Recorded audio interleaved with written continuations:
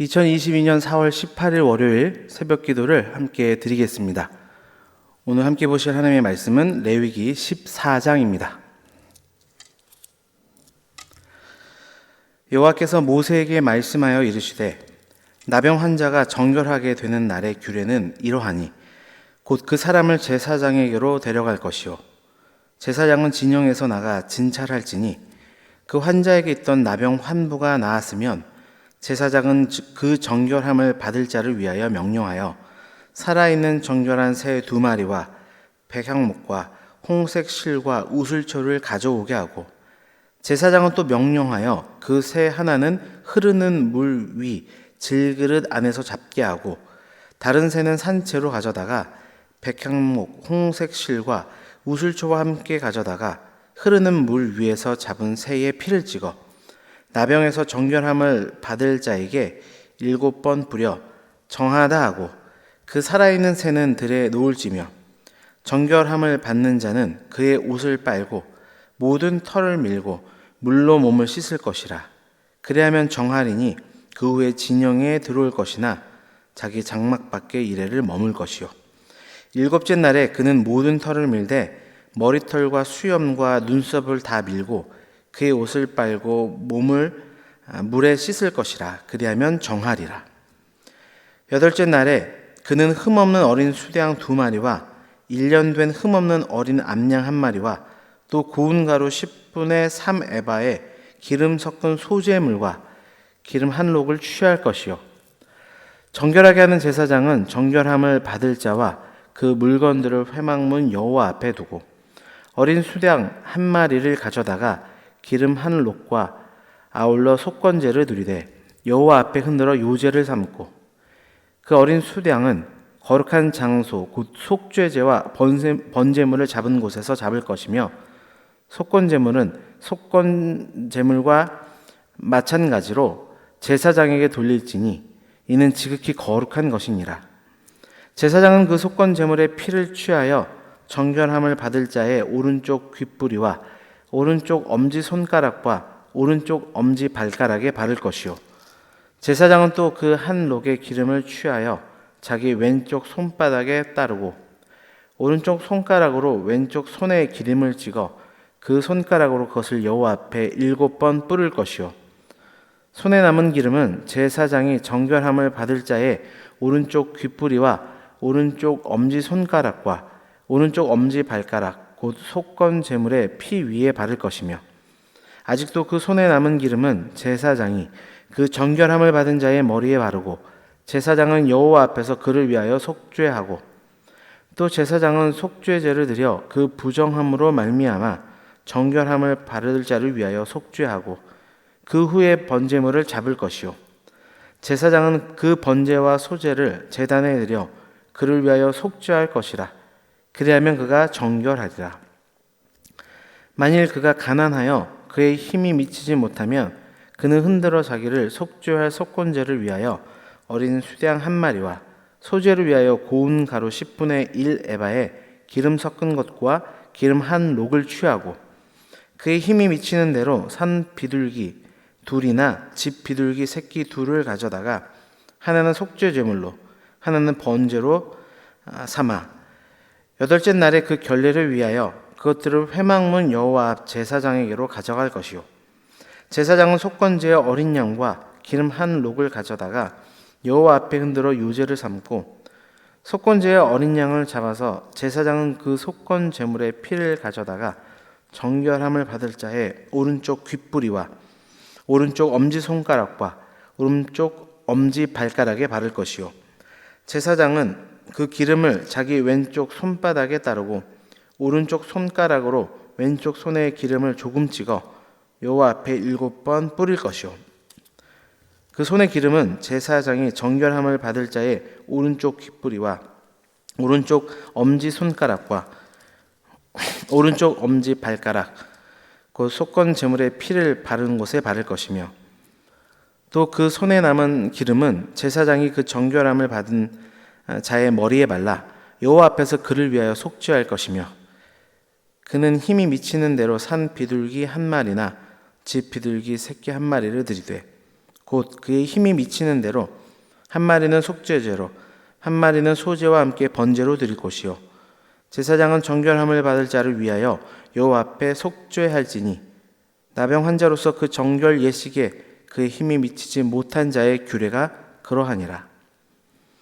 여호와께서 모세와 아론에게 말씀하여 이르시되 내가 내게 기업으로 주는 가나안 땅에 너희가 이를 때에 너희 기업의 땅에서 어떤 집에 나병 색점을 발생하게 하거든 그 집 주인은 제사장에 가서 말하여 알리기를 무슨 색점이 집에 생겼다 할 것이요 제사장은 그 색점을 살펴보러 가기 전에 그 집안에 있는 모든 것이 부정을 면하게 하기 위하여 그 집을 비우도록 명령한 후에 들어가서 그 집을 볼지니 그 색점을 볼 때에 그 집 벽에 푸르거나 붉은 무늬의 색점이 있어 벽보다 우묵하면 제사장은 그 집 문으로 나와 그 집을 이레 동안 폐쇄하였다가 이레 만에 또 가서 살펴볼 것이요 그 색점이 벽에 퍼졌으면 그는 명령하여 색점이 있는 돌을 빼내어 성 밖 부정한 곳에 버리게 하고 또 집안 사방을 긁게 하고 그 긁은 흙을 성 밖 부정한 곳에 쏟아버리게 할 것이요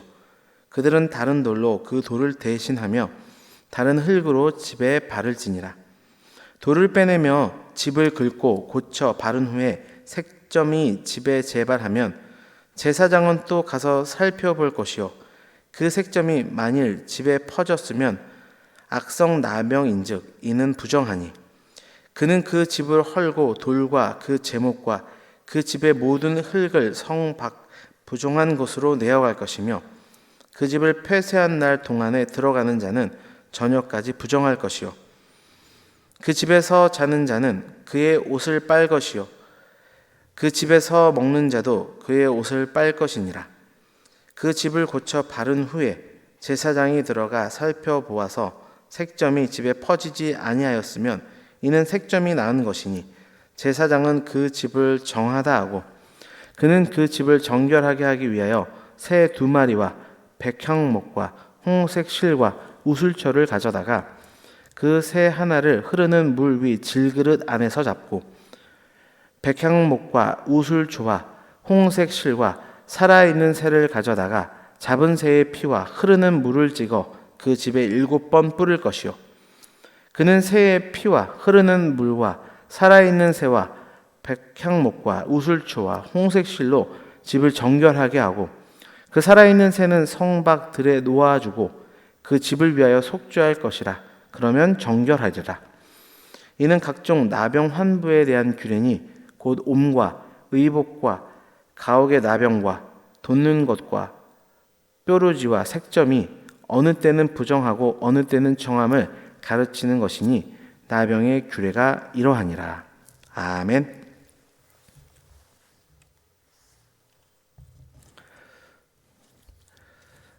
오늘 주신 레위기 14장 말씀을 통해서 정결함을 입은 성도의 삶이라는 제목으로 하나님 말씀 증거하겠습니다. 본문은 13장, 14장까지 이어지는 문둥병에 관한 규례 가운데 회복된 문둥병자를 위한 정결 회복, 선포 의식에 관한 규례와 정결 제사 규례를 다루고 있습니다. 이어서 33절에서 53절은 이스라엘 백성이 약속의 땅에 들어가 거주하는 집에 나병 색점이 발생했을 때 이를 처리하는 규례에 대해서 말씀하고 있습니다. 각 단락을 나눠 살펴보고 그 가운데 우리에게 주시는 영적 교훈을 함께 살펴보고 기도하기를 원합니다. 첫째, 우리는 그리스도로 말미암아 참된 자유를 누리게 되었습니다. 6절에서 7절을 보면 회복된 문둥병자 정결 선포 의식에 2마리 새가 사용되는 것을 볼 수 있습니다. 그중 한 마리는 미리 죽임을 당한 다른 한 마리의 새의 피를 적셔서 문둥병에서 정결함을 받은 자에게 그 피를 뿌린 후 들에 놓였습니다. 이는 문둥병에 걸렸던 사람이 정결케 되어 자유함을 얻었음을 알리는 상징적인 행동입니다. 이것을 영적인 눈으로 바라보면 죄에 의해서 육체와 영이 썩어 문드러져가는 죄인이 우리를 위해 죽음 당하신 예수 그리스도의 그 피 뿌림을 받을 때 자유함을 얻게 되었음을 볼 수 있습니다. 주 안에 사랑하는 성도 여러분, 우리가 누리고 있는 영적인 자유는 무엇에 의한 것입니까? 예수 그리스도의 대속의 피로 말미암은 것인 줄 믿습니다. 즉 우리에게 그 그리스도의 피가 뿌려졌기에 우리는 죄의 올무에서 해방되어 영적인 자유를 만끽하게 된 것입니다. 로마서 8장 1절 2절 말씀입니다. 그러므로 이제 그리스도 예수 안에 있는 자에게는 결코 정죄함이 없나니 이는 그리스도 예수 안에 있는 생명의 성령의 법이 죄와 사망의 법에서 너를 해방하였습니다. 아멘. 예수 그리스도 안에서 우리는 결코 정죄함이 없는 줄 믿습니다. 더 이상 죄로 인한 슬픔도 심판도 두려움도 없습니다. 우리에게는 오직 영원한 하나님 나라에 대한 소망만 있을 뿐입니다. 이 참 자유와 기쁨을 누리는 복된 한 날 되시길 주님의 이름으로 축원합니다. 두 번째로 성도는 영혼의 질병을 심각하게 생각해야 합니다. 10절에서 32절은 회복된 문둥병자의 정결 제사 규례를 다루고 있습니다. 그런데 19절을 보시면 하나님께서 제사장에게 속죄제를 드려 정결함을 받으려는 자를 위해 속죄하라고 말씀하셨습니다. 여기서는 속죄제는 문둥병 자체를 위한 것이라기보다는 문둥병에 걸렸던 자가 진 밖에서 생활하는 동안 범한 모든 죄에 대한 속죄의 내용입니다. 이는 사람의 눈에 보이는 육체의 질병보다도 눈에 보이지 않는 영혼의 질병이 더욱 무서운 것임을 교훈해 주고 있습니다. 우리들은 육체의 질병이 걸리게 되면 그 병을 고치기 위해서 온갖 노력을 다합니다. 그런데 많은 사람들이 자신의 육체의 질병은 두려워하면서도 죄로 인한 영혼의 질병을 그렇게 심각하지 생각하지 않는 경우가 많습니다. 오늘 말씀을 기억하며 우리의 영혼의 문제는 없는지 늘 말씀 가운데 자신을 살펴보고 우리의 속죄자가 되신 예수님을 붙들며 나아가는 것이 성도의 삶인 줄 믿습니다. 더 나아가 이 땅의 영혼의 질병으로 고통을 당하고 죽음을 당할 수밖에 없는 세상의 불쌍한 자들에게 속죄제가 되시는 예수님을 전하는 삶을 우리가 살아나가야 될 줄 믿습니다. 이러한 삶으로 나아가기로 결단하는 우리 모두 되기를 주님의 이름으로 축원합니다. 마지막으로 살펴볼 것은 성도의 삶에 고난과 시험이 있다는 것입니다. 오늘 보면 33절에서 53절을 보면 이스라엘 백성들이 하나님께서 기업으로 주신 가나안 땅으로 들어가 정착하게 되었을 때 집에 나병이 발생했을 경우에 대비한 규례로 우리에게 주어져 있습니다. 이러한 규례는 결국 약속의 땅 가나안에도 문둥병과 같은 부정한 것은 있을 수밖에 없다는 것을 우리에게 시사해 줍니다. 우리는 흔히 하나님께서 약속하신 가나안 땅에 들어가게 되면 이제 더 이상 부정한 것이 하나도 없고 오직 거룩한 것만 있을 것이라 상상하기 쉽습니다. 그러나 가나안 땅이 비록 하나님이 약속하신 땅이라 할지라도 그곳에 역시 죄로 오염된 이 세상에 속한 부정한 것이 있을 수밖에 없습니다. 이러한 사실은 성도의 신앙생활에 대해 아주 중요한 교훈을 줍니다. 그것은 예수 그리스도를 믿고 구원받은 사람들의 삶의 현장에 오직 선하고 좋은 일만 일어날 것이 아니라는 것입니다. 즉 성도들에게도 고난과 시험이 있는 것입니다. 그것은 성도들이 비록 구원을 받았다고는 하지만 여전히 죄악된 이 세상에 머물러 있기 때문입니다. 어떤 사람들은 예수를 믿는 성도가 고난을 당하거나 문제가 생기면 예수를 믿는데 왜 그런 일이 생기느냐 비아냥거리기도 합니다. 그러나 성도는 예수를 믿기 때문에 오히려 겪지 않아도 되는 어려움을 겪으며 고난의 길을 가는 사람들입니다. 예수님을 믿기에 다른 사람들처럼 대충대충 살 수 없고 예수님을 믿기에 더욱더 구별된 삶을 살아야 하기 때문에 우리는 그런 일들을 경험하게 될 수밖에 없습니다. 때로는 하나님께서 성도들을 정결한 자들로 연단하시기 위해 또한 고난과 시험을 허락하시기도 하십니다.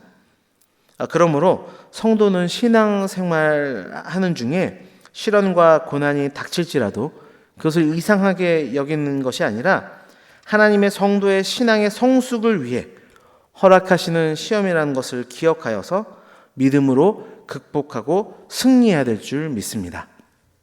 기도하겠습니다. 하나님 아버지 감사합니다. 이 새벽에도 귀한 말씀을 주셔서 정결함을 입은 성도의 삶이 무엇인지를 말씀 가운데 살피게 하시니 감사합니다. 우리 성도는 그리스도로 말미암아 참된 자유를 누리게 된 자라는 사실을 이 아침에 깨닫게 하셨사오니 그 그리스도의 은혜와 사랑, 그로 인한 참 기쁨을 누리며 이 한날 살아갈 수 있도록 주장하여 주옵소서. 성도는 영혼의 질병을 심각하게 생각해야 된다 말씀하셨사오니 늘 말씀의 거울에 자신의 영혼을 비춰보고 주의 말씀대로 살기를 결단하며 나아가는 우리 모두가 되도록 주장하여 주옵소서. 또한 성도의 삶에는 고난과 시험이 있을 수밖에 없다 말씀하셨사오니 우리 삶 가운데 찾아온 고난과 시험으로 인하여서 낭망하는 자들 없도록 인도하여 주시고 그 가운데 오히려 하나님을 더욱더 붙들며 나아가는 삶이 되도록 하나님 주장하여 주옵소서. 올해 우리 교회에게 주신 기원이 있습니다. 모이기를 힘쓰는 교회로, 소망으로 격려하며 습관 따라 모이는 교회가 되게 하여 주시어서 이 공동체 가운데 하나님을 깊이 경험하고 만나게 되는 역사 있도록 인도하여 주옵소서. 특별히 이 새벽에 간절한 기도의 제목으로 붙들고 기도하는 모든 성도님들의 기도 가운데 응답하여 주시어서 참된 평안과 기쁨을 허락하여 주옵소서. 모든 것 감사드리며 예수 그리스도의 이름으로 기도드립니다. 아멘.